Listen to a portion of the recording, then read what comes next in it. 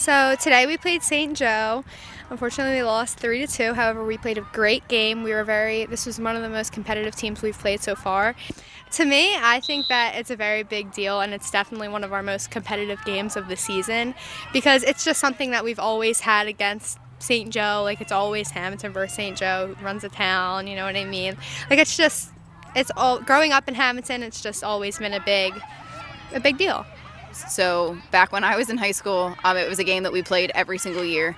It wasn't necessarily 2 games. You never knew whether it was going to be home or away.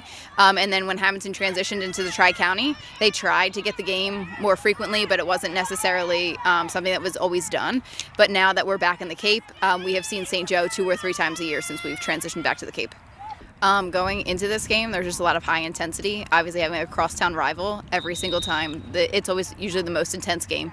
Honestly, I think that we played very, very, very well, despite the fact that the score was 3-2 at the end in our loss. I think that we can learn a lot from today's game, despite the fact that it was a loss. We'll watch some film. We'll figure out where we dropped the ball a little bit, no pun intended, and we'll try to make those fixes for the next time that we play them.